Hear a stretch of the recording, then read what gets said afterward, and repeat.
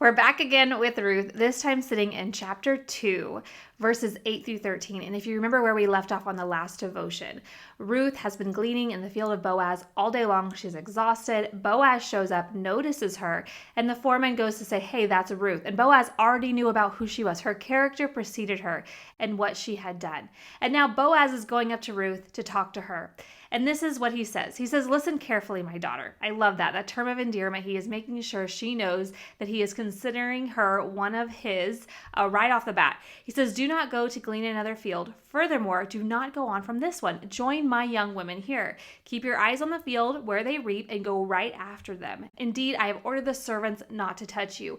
Interesting. If he had to order the servants not to touch her, that meant they were. And we talked about this idea that gleaning was actually a dangerous activity because you were known to be a woman by yourself without a male in your life to help protect you.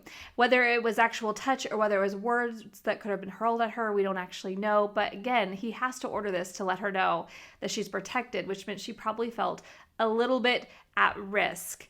And then he says, when you are thirsty, go to the water jars and drink from where the servants draw. He is basically, again, saying, this is my water. And again, it kind of lets us know that this was perhaps a really rough day for Ruth. Whether it be like servants touching her or whatever be people saying things to her, or the fact that they wouldn't even let her draw water. But she's still there. She is still gleaning. And this says so much about her character.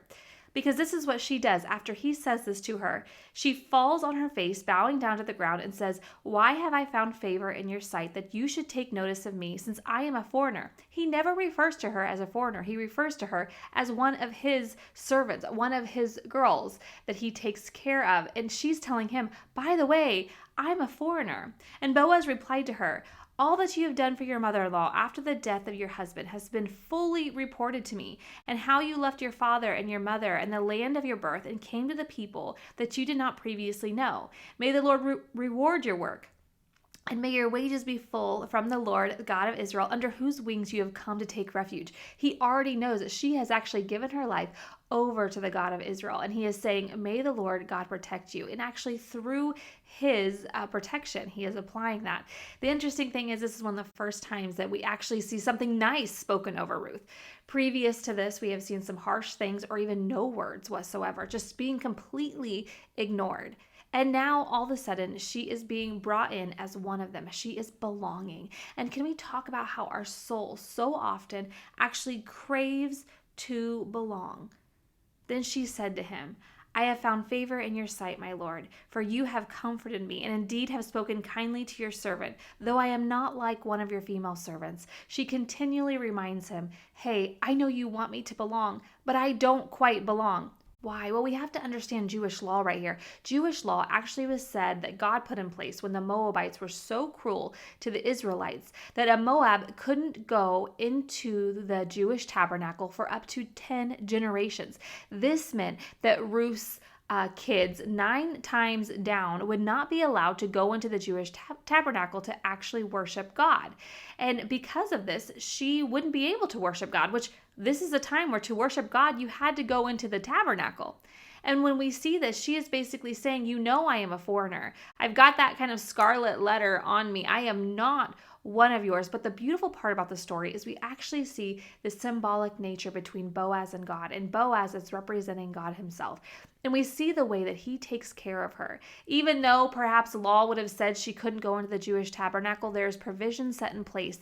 And that Boaz is saying, you are one of my girls. You have been grandfathered in as one of my kids, and I will take care of you. And Ruth is finding a place in this community of believers, no matter what her past actually entailed. And I think this is very cool to see. And I want to give you one last little word, what I think God is telling Ruth right here through Boaz. And perhaps telling us today is, I see you. Stay here with me. By the way, I'm going to make sure that nobody lays a finger on you because you are my girl. I will make sure that you are never thirsty. But by the way, that doesn't mean that I stop the sun from beating down on you. It doesn't mean that people's words may not be hurled your way. It doesn't mean that you won't be in danger. But when you're on that battlefield, I will keep you safe. And I think that's something interesting because I do believe that we would never really learn how to fight if God didn't allow us to be in those tough situations on that battlefield. And through being in those circumstances, we learn who we are truly fighting for and who we are fighting. I think when we understand that sometimes God will allow us as women to be in some tough situations, but He will not allow anybody to lay a finger on us, is important for us to know. And that is what God is telling Ruth. I'm not removing the hardships, but by the way, I will make sure you are protected in the midst of those hardships. God is not raising wimpy women, but He is raising some battle-ready women. So I have to encourage you, if you are in the midst of the hardship right now, just like Ruth probably had a pretty bad day, are you looking for the provisions of God? And are you becoming battle-ready? Because I strongly believe that He is not raising wimpy women.